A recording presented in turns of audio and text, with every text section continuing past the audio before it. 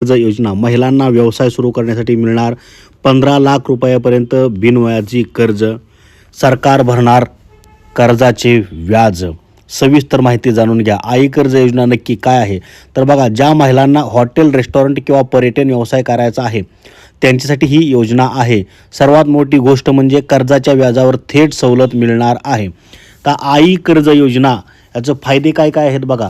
तर आता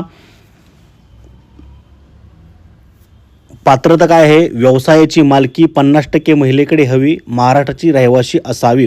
आर्थिक लाभ मुद्रा योजनेतून 15 लाखापर्यंत विनातारण कर्ज या आई कर्ज योजनेमार्फत दिलं जातं. पात्रता काय आहे? व्यवसायाची मालकी 50% त्यांच्याकडे असावी आणि ती महाराष्ट्राची रहिवासी असावी.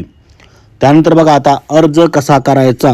या योजनेसाठी अर्ज कसा करायचा? तर तुमच्या व्यवसायाची पर्यटन संचालनालयाला म्हणजेच डायरेक्टर ऑफ टुरिझम यांच्याकडे नोंदणी करायची आहे. जवळच्या राष्ट्रीयकृत बँकेत तुम्हाला जाऊन कोटेशनसह कर्जासाठी अर्ज करायचा आहे.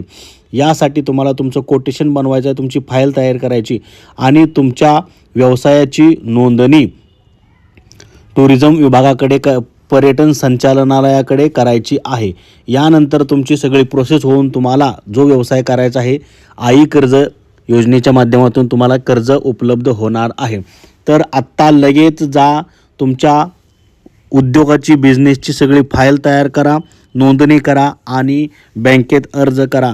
तुम्हाला मुद्रा योजनेतून 15 लाखापर्यंत विनातारण कर्ज दिलं जातं.